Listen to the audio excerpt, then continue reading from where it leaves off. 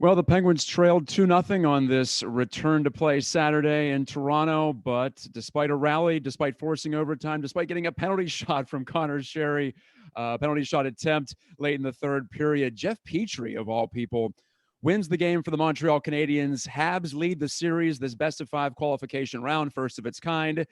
1-0 after the overtime victory. I'm Matt Gajtka with Dan Kingerski joining us live from Toronto. Dan, sudden death, always kind of tough to get your mind around what you just saw, but all I know is certainly plenty of chances for both sides in a game that was sloppy, but at the same time, very entertaining. Well, I thought Montreal did exactly what they wanted to do. The Penguins are the better team, but they kept the Penguins to the outside a lot. They ceded that puck possession, Matt. Penguins had a ton of shots. Let me take a look here real quickly. The Penguins had 41 shots and probably about 90 attempts tonight. Montreal had 35 shots, I think somewhere around 80 attempts, but, the Penguin shots were seen by Carey Price. And if you give a goalie who is that good that much of a chance to make the save, he's going to. And I thought, the Penguins just missed their opportunities, from Sidney Crosby shooting the puck kind of lazily towards an empty net after Connor Sherry's breakaway to the power play, which the 5-on-3 power play, which bombed away from the perimeter. They didn't crack that 3-foot bubble, no pun intended, of course, here in Toronto, around well done. Price. Well, Dan, the 5-on-3 for the Penguins early in the third period, that stood out to me. I know I mentioned the Connor Sherry penalty shot because obviously that was probably the best chance to win the game. But that phenomenon you're talking about, the Penguins not able to get inside. What did you think about the personnel on that 5-on-3? Because I saw some people out there on social media questioning why Patrick Hornqvist wasn't in front of the net, why they didn't have more of a net front presence there. The power play did connect tonight, but it was the second unit, Brian Rush, shoveling home a rebound to tie the score 2-2. Not a great night for the top unit, was it? It was okay. I thought until that third period power play, I thought the first unit was at least competent. They were getting shots on goal. They had a couple in their first couple or a few opportunities, and they even had a couple scoring chances. How Zucker missed, I think it was on a power play, missed essentially an open net when he was on the side. I trying to wrap my head around Zucker's game. I have to really watch the film on him. I think putting him on the power play as they did, it presents some advantages. He's a better skater than Patrick Hornqvist. If they get stuck in the neutral zone, he can do a little more than Hornqvist, but he fell way short in in that battle area in front of the net. He didn't provide enough of a screen. He didn't provide enough puck retrieval. So from that standpoint, if I'm grading him just off the cuff, I'm probably giving him, C minus, even. Well, I usually save D's for really bad games and big mistakes. But, for whatever reason, the Penguins were not putting Hornqvist out there tonight. Clearly, they had, some reasoning or thinking behind that. What it would be, I'm not entirely sure, but it was something. What did you think about the winning goal? A couple of Pens defensemen get caught below the goal line. The fourth line was out there. They specialize in defending. They have all year. But then Jeff Petrie's able to find that loose puck. Yeah, a bad bounce for sure for the Penguins after the initial try was blocked down the right side. But Petrie's right there between the circles. So a pretty good chance to give up off of a nothing rush. A night I thought it was pretty good for the Penguins defending-wise, but it ends there with them scrambling around. Yeah, the Penguins over back-checked, if that makes any sense. They all came flying back to their net, and as they did too often tonight, they left the higher zone. They left the Montreal defenseman wide open. From the first goal to the last goal, the Montreal defenseman had a lot of space at the blue line. I know you kind of said Jeff Petrie of all people, Matt. Believe it or not, this was Petrie's 20th game against the Penguins in his career. He's now got 13 points. He really has, put up a lot of points against the Penguins, and you kind of saw that. Nice toe drag around, was it Brandon Tanev? But the Penguins should have held their fort in the zone on that play instead of racing back to dive on top of Matt Murray on that. And I think that's where the space and the play was really broken and why Petrie had so much time to beat Murray. That was the 12th shot on goal in overtime for Montreal. So despite actually being shorthanded for part of that OT, the Habs did pretty well in getting things going at 5-on-5. 3-2, Montreal wins it. Montreal led 2-0 in the second period. Penguins came back to tie it. Penguins had their looks to go ahead and even win in an OT. Let's not forget about Tomas Tatar's big block as well on the Sherry rush chance right at the start of sudden death too. Who knows where that shot ends up? Price was coming over quick, but Sherry might have been able to put that back on the short side. Didn't pan out. So woulda, coulda, shoulda for the Penguins as they move on to game two. But speaking of Sherry, though, Dan, with Crosby, with Jake Gensel, I felt like a nice night for Sid and the kids. They were scrambling around below the goal line. They were making Montreal switch off and cover guys and just causing the kind of havoc that we saw in the 2017 Cup run. So how would you grade the return of Gensel in particular, because it had been since December that he last saw the ice? Yeah, I thought Gensel did a lot of good things. He's such a smart player, Matt. You just watch him away from the puck. He's always in the right spot. He puts himself in good positions by the net, along the wall. He does a lot. Sidney Crosby, I think, did a lot tonight as well. Our guy in the arena, Rob Simpson, said Sid looked possessed.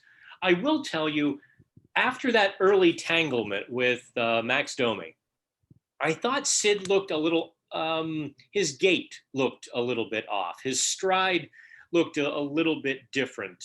There was something there that he wasn't maybe at full speed. Obviously I'll leave the speculation to the obvious without saying it, that, he missed a full week of the final week of training camp practice and all of that. Where it goes from there, I don't know. Obviously, the Montreal Canadiens made sure they covered Sidney Crosby and made sure they covered Jake Gensel, which gave Connor Sherry plenty of space and plenty of opportunities. He's just got to make better shots when he's got the puck in the slot. You can't hit a defenseman in the middle of the chest. You can't miss the net on a penalty shot. You can't do so many of those things that Sherry did tonight.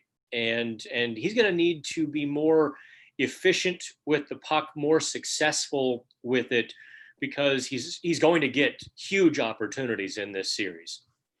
Goaltending, Dan, we have to talk it. Two goalies starting tonight whose names were greater than their numbers this year. I'll put it that way. Not saying either one of them is washed up or done or didn't deserve to start. But Carey Price, hey, he looked pretty close to vintage Carey Price as far as I'm concerned with 39 saves tonight. Looked very much in control. That almost nonchalant style that can really frustrate you if you're the opposing team, I'm sure, paired with that athleticism. And Matt Murray, of course, we had to have a game where he gets beat glove hand, and a game in which many are questioning whether he should have gotten the start over Tristan Jarry, who had the better season numbers. I want to talk about this a little bit later on when you're in the press conferences. But I forgot about looking those up, by the way. Thank you. Yeah, just a good reminder for you there. Don't want to get you left behind. But I didn't have a huge problem with Murray starting tonight. I didn't have a problem at all with Murray starting tonight. I thought it could have been a good pick either way. How would you evaluate the goaltending battle, though, this evening? Well, I mean, Carey Price was on it, wasn't he? He made a lot of big saves, and he made them look really easy. I don't think Murray was on it. It's tough because I think the camera angles were a bit distant tonight. At least I was watching the CBC broadcast. Maybe NBC was a little bit different. I don't know, but there were a couple times when I thought Murray gave a juicy rebound only to see an in tight replay that it was a wicked shot or it hit something and caromed back to the slot. But still, Murray didn't seem in command to me. There was, there were a couple pucks that he didn't cover. There were a couple times that he didn't, just kind of absorb the puck into the breadbasket. Maybe that's because it was game one and he hasn't played really in 4 or 5 months. I wanted to see him take that, get his game on point like Price's. I think he's left the door open for a lot of questioning and criticism heading into game two. And I think he shortened his leash in game two. I don't know that either goal or any of the goals were soft, but you kind of want maybe one of those saves as well. A couple of comments here on our YouTube chat right now. Mutation 666 has donated $10 Mutation, to the cause. how are you? Yeah. He says that he felt like that Murray could have or should have saved that second goal. Pretty good shot as well, I'll say that. But he also says that he feels like Carey Price stole that game. I would be more inclined to agree if maybe Connor Sherry would have put a better move on that penalty shot to flub it wide. I would have loved to have seen a real showdown there where there was an actual shot on goal. Then again, Jonathan Drouin had a similar issue putting a puck on net in the overtime. 2 penalty shots when they were essentially sudden death. That was something tonight. Also, looking on down the list, we have a Habs fan joining us. Ty Mad Dog saying he's a huge Habs fan, so excited, but he knows this series is far from over. And that's what I wanted to get to with you as well is the leverage index is higher, to borrow a term from baseball. We're in game 3 tonight, and game 4 is on Monday, so to speak, if you're looking at it in reference to a 7-game framework like we're used to. So the Habs are 2 wins away. The Pens are 3 wins away. I guess that's the bottom line. But decision-making, which you might punt to a game or 2 down the line in a 7-game series, you really can't do that if you're Mike Sullivan and the staff, can you? No. You lose game 1 of a best of 5. It's all hands on deck for game 2. You don't have that luxury of waiting for any changes or letting a series evolve as we're used to. You have to win game 2. You do not want to go into game 3 down 2-0. It doesn't matter if it's to Montreal. They looked like a much better team than a 72-point team. They were 10 points out of a wild card. Yeah. They looked much, much better, did Montreal. There were a couple Penguins I think perhaps might get called into the coach's office for a little conversation, Matt. I don't quite know where Patrick Marleau was tonight. I don't recall his name being called once. And not a lot there, yeah. Yeah, and Jared McCann, I thought was far too conservative tonight. He really retreated to that defensive shell. Don't make a mistake. Don't make a mistake. But then there he was turning the puck over at the blue line in overtime, which yielded the breakaway and the penalty shot.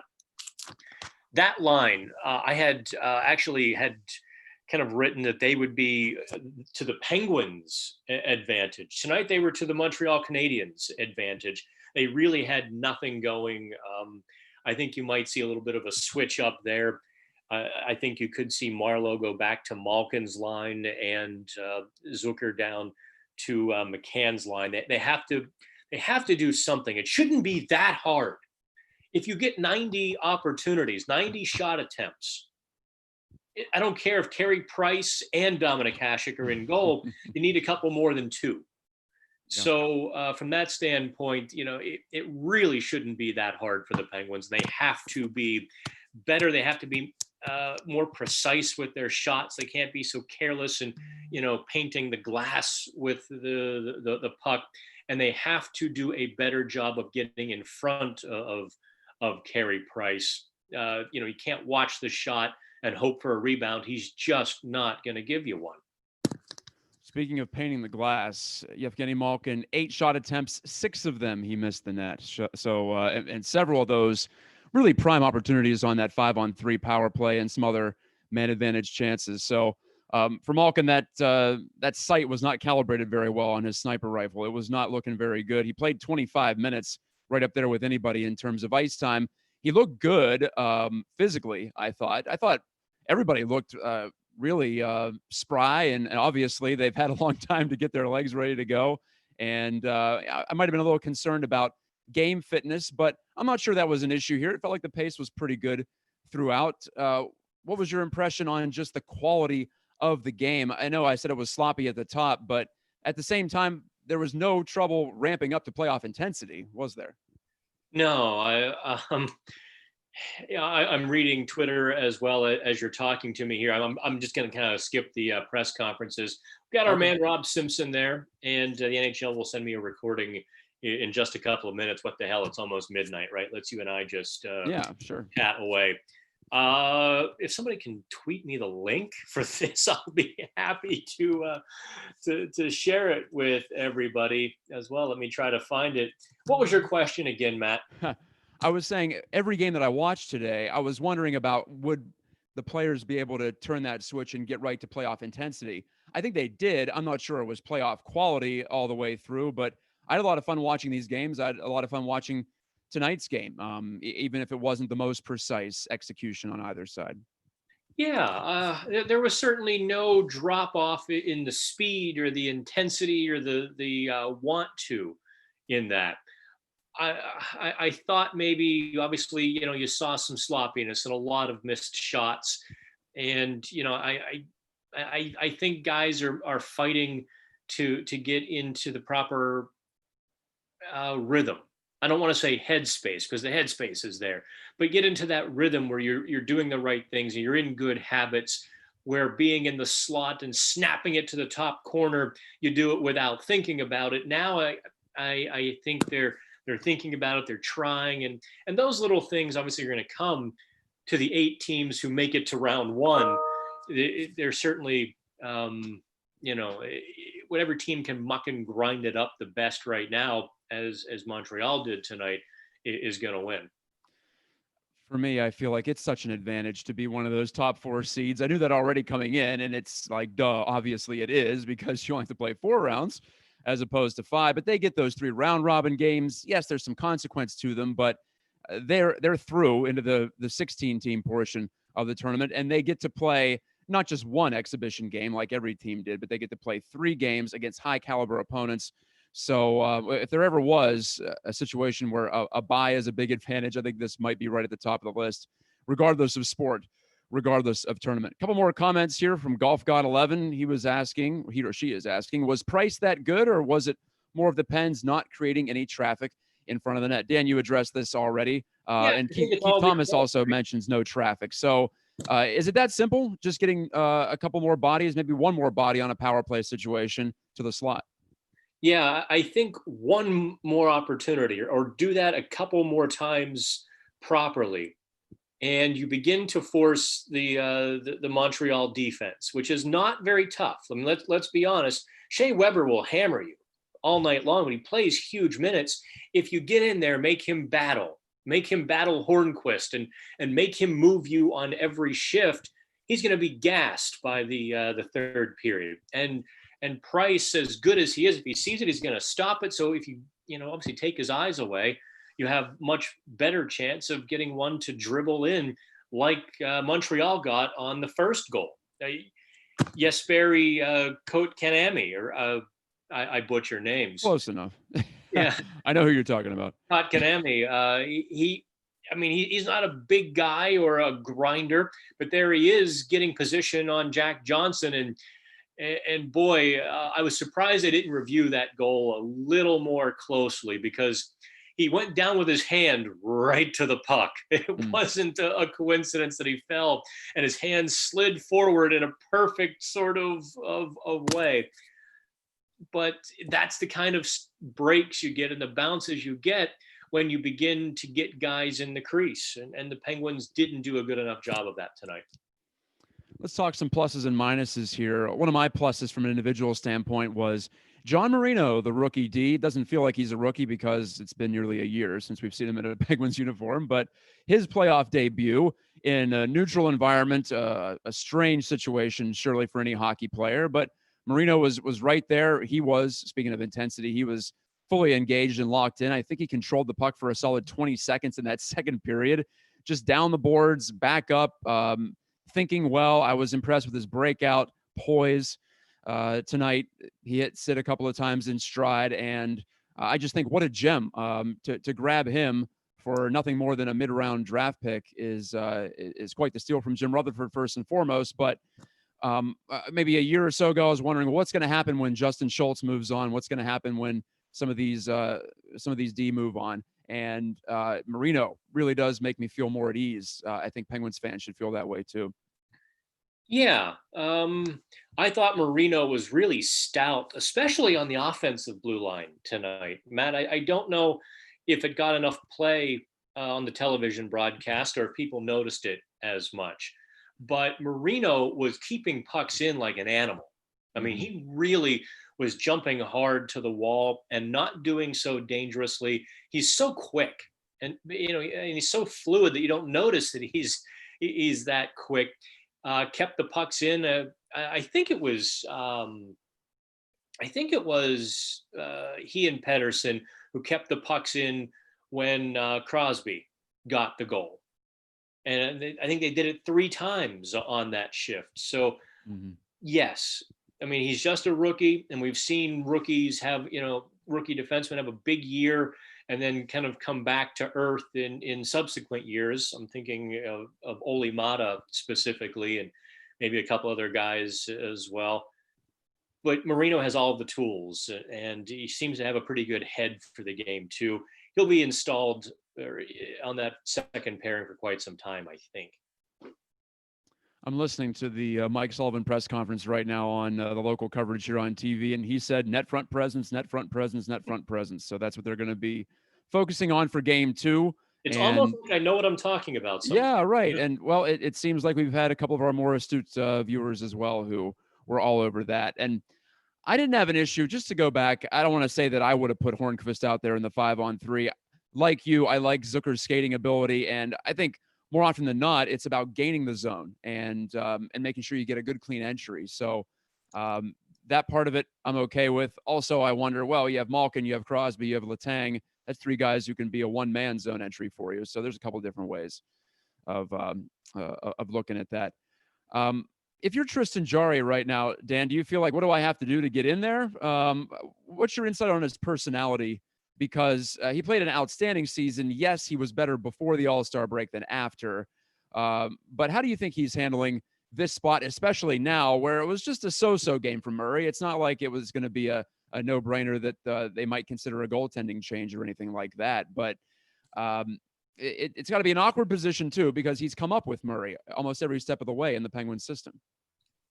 Yeah, it's funny how you phrase that question. You're asking me to get into his mindset. I think I'm going to maybe plead the fifth a little bit on this question and maybe vaguely answer it. He very much wants to be in net. He and Murray have a good relationship. It's not one of those, I've heard stories of guys like even Marty Brodeur or others who just kind of stared at their backup goalie who wanted to play more and wouldn't say a word. That's not the case with the Penguins. Murray's not that kind of guy, and Jarry isn't that kind of guy. But Jarry's also 24. He's been waiting for this opportunity for more than 2 years now. And the Penguins kind of kept putting him back to Wilkes-Barre, not because he wasn't a good goalie, but because they wanted him to mature. They wanted him to kind of grow into a little bit of a different athlete and a different person. Mike Sullivan said as much in training camp. We've talked to him about maturity and those sorts of things.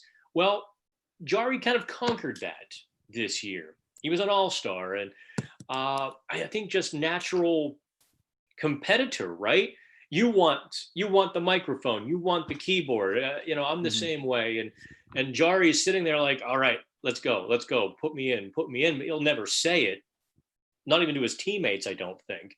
But he's got to be thinking that, and I'd probably stop there. Okay. Well, for what it's worth, Mike Sullivan had 5 words to say when he was asked about Matt Murray's performance tonight, as you knew he was going to be asked by someone. I thought he was solid, and that's all that he would elaborate on that. So if you're into reading the tea leaves on Mike Sullivan, there's your chance to try to figure things out. It's such a unique situation here in Pittsburgh, isn't it, Dan, because of the whole way that Matt Murray took the net from Marc-Andre Fleury 3 years ago. And there's still some frayed nerve endings there in the Penguins fan base, big time in some cases. So I think when people from outside Pittsburgh look at the situation, they say, why is there such disdain or such disrespect, perhaps, for Matt Murray's track record? And I just say it's complicated because of the emotions that are in it. And that's the fans' right to feel that way. From the analyst point of view, I think Matt Murray hasn't been very impressive in a couple of years. So I probably would have gone with Tristan Jarry just because of the recency, him performing better than Matt Murray. Sorry, Matt, I'm trying to pull up this here for you. Oh, that's okay. Go ahead. I heard an echo. I was hearing myself talk back, and I was like, oh, yes. Boy. But I think that if I had to split hairs, I would have gone with Jarry in game 1 just because I liked his season overall. I liked his body of work, and I would have liked to have rewarded that. So if I had one minus for the coaching staff, I would say that. But again, it is splitting hairs, and I admit that there wasn't necessarily a wrong choice tonight in that way. Yeah, look, there's a pending decision here coming in October as well, when free agency begins, and we have that very short 6-week window between free agency and training camp. The Penguins really should kind of firm up that decision. If they're going to stick with Tristan Jarry for next year, it makes every sense in the world, Matt, to put him in net sooner than later, especially here in these playoffs. So this has kind of been my wonder. If Mike Sullivan is, in Matt Murray's camp, then it should be Tristan Jarry who goes for next season, and you should keep Matt Murray. But multiple sources told Pittsburgh Hockey Now this week that there are more than a couple Jarry fans on the inside of the Penguins organization, both in influential positions and not influential positions, to maybe put it vaguely a little bit there. Sure. But I appreciate the candor nonetheless. Jarry has at least one rabbi in the room, to steal an expression there. So it's not out of the realm of possibility we see Jarry. Murray, Murray gave up 2 goals in regulation. The Penguins were 1 for 7 on the power play, including a 92-second 5-on-3. The Penguins got a penalty shot. The Penguins had 90 shot attempts. For anybody who wants to, hang this on Matt Murray, my guess is that they had already decided to do so before the puck dropped. And I like your analogy that it's complicated. Because as much as everybody was on Matt Murray's train back in 2017, his early season struggles in 2018, his early struggles in 2019, and his injuries really, I think, gave people a bit of buyer's remorse. So there's that, and there's, look what we have with Jarry. And yeah, poor Murray is not the gregarious sort who's going to overcome that with a charm offensive, is he? Not exactly. And hey, he's an athlete. He's not necessarily an entertainer in that way. He is an entertainer in the sense of big time pro sports. But yeah, personality wise, that's a bonus if you got it. And if you don't, sometimes that can be a benefit too, because you can just shut off the world and focus in on what you got to do. Well, now it's time for the Penguins to focus, and they'll prepare for game 2, which, like I said, is more like a game 4 in this scenario when you're down 2-1. And they'll be the home team, quote unquote, although I'm not sure that matters very much. I know that a lot of hockey heads out there obsess over last change. I'm not sure it's that big of a deal in today's hockey, Dan, because we don't have the matchup, quote unquote, grind line on every team that you used to have. I'm thinking about the Red Wings, obviously, back in the 90s, but there were a lot of more matchup line situations going on. For instance, today it was strength on strength, top line against top line to start the game. And I feel like Mike Sullivan defaults to that more often than not. I feel like most coaches default to that more often than not. So we're looking at a true neutral site situation here. So it's not like there's any kind of home advantage that was squandered today, in my view. I don't know how you feel about that, but I do know that getting the opener, getting the first game, does have a little bit more importance than all things being equal type of a theory here in the playoffs. I might disagree with you a bit because Sidney Crosby was handling Phillip Danault pretty well. In the first, I think, 25 to 30 minutes of the hockey game, Crosby had a significant scoring chance advantage on that. And you saw Montreal trying to get Danault away from Crosby. Of course, it was out of the frying pan into the fryer because Danault got away from Crosby and then he drew Evgeny Malkin. So, but Danault did have, I think, a better second half of the game, especially against Malkin, than he did in the first half against Crosby. There were also a couple other matchups. I didn't think the Penguins' fourth line played particularly well. They were on the ice for both the game-winning goal in overtime and the first goal. If they're not, if they're going to struggle a little bit, they become a target then to get, Thomas Tatar out against them and Brendan Gallagher, who can play their fourth line grind game and put the puck in the net. I do think there is a home ice advantage. And especially then we start talking about face-offs on the strong and the weak side and which centers did well tonight. Just let me grab the event summary here, because I know Crosby was well into the plus for a while, and he won 56%. Bluger won only 33% of his faceoffs. So if you can get your top line against that, obviously the fourth line is going to take shifts in the defensive zone with a faceoff. All of a sudden, now you've got the puck in the offensive zone, and so that I think that's a huge advantage in a short series, especially where every bounce is magnified. Interesting to look at those face-off numbers. I'm glancing at them now, and Crosby took 36 face-offs, won 20 of them. He was the only Penguin to take more than 12 on the night. You mentioned Bluger, and I'm sure a lot of those were defensive zone draws there. McCann was 5-5, and Malkin was 5-3. Patrick Marleau took one as well.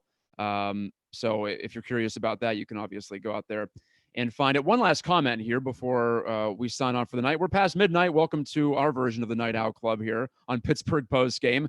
Our first Penguins edition. We've been waiting to bring this to you on Pittsburgh Sports Live, so thank you for staying up late. We know you're geared up and all adrenalized from, even though it was a loss, sudden death tends to do that. Can make for a tough night of sleep for some of you out there. Chris Neese says, hey guys, I'm the 0-7 guy. Why are the Penguins 0-7 in their last 7 playoff games? It's an interesting factoid, Dan, but I mean, we're talking about the 2018 team that lost the last 2 to the Capitals in a tightly fought series. Last year, we all can agree the Penguins were not themselves down the stretch, and the Isles were good enough in some of those key moments. I don't know if I read anything into 7 playoff losses in a row besides the fact that there's a sweep included, and that doesn't hurt doesn't help the numbers. And this year's a totally different year and a totally original, unique scenario. So, it's a good fact to put out there, but I think it's nothing more than that. Again, I'm going to disagree with you a little bit. That's good. I like that. Yeah. Yeah, I'm going to go ahead and disagree with you a little bit. 7 games. 0-7. That's that's beyond a bad luck trend, or that's beyond a small sample size. 7 playoff games is a lot, and to be 0-7 says something, I think, about the Penguins' recent play.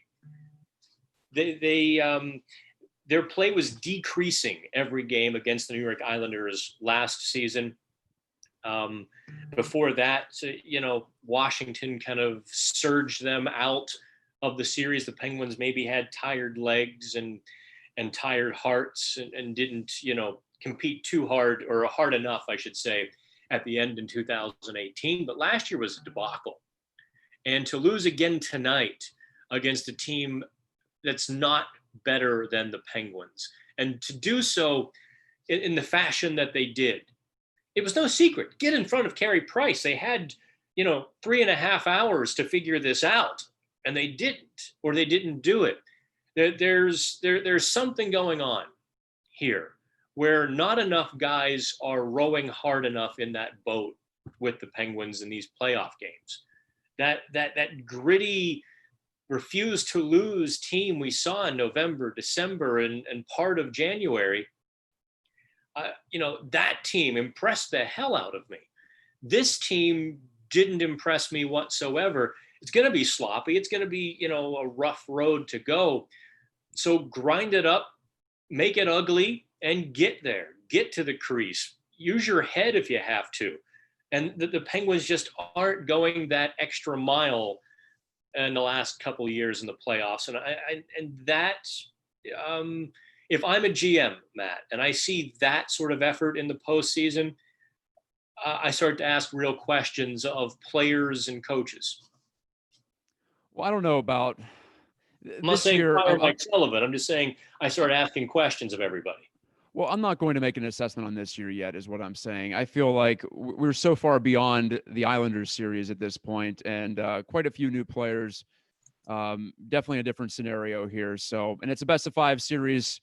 If they lose 3 in a row, then get back to me on that. And we can definitely chat about 0-9, I suppose, in their past 9 playoff games. We'll see if the Penguins do have that determination. I still have every faith in this core that they do, and that they have the resolve to make the necessary changes that they're hearing their coach talk about, both publicly and privately, after tonight's game. Well, we're going to put a bow on this one and come back to you on Monday night. Matt, I do like 75 minutes when I do my Penguins live chats. I'm just saying, maybe I'd rather leave them wanting more. We talk about performers.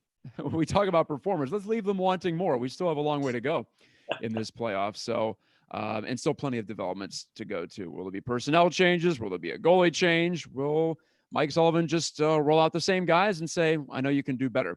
We'll find out in 48 hours time, or less than that, actually. Now, 8 o'clock face-off. Actually, tonight was more like 8:30, wasn't it? Anyway, 8-ish on Monday night from Scotiabank Arena in Toronto. And that'll be game 2 as Montreal will try to put a significant down payment on what would be a big upset. Best-of-5 series, COVID year or not. That would certainly be a shocker. All right, Dan, thank you so much for joining me. I appreciate it. And I know all the subscribers, they've commented here on the YouTube channel. Also, the folks on Twitter appreciate you making the trip, quarantining yourself, all of that. So thank you for the work, and we'll look for your written work on Pittsburgh Hockey Now. All right. Have a night. Good night, guys. Good night, and we'll talk to you on Monday with another edition of Penguins Pittsburgh Postgame. See you soon.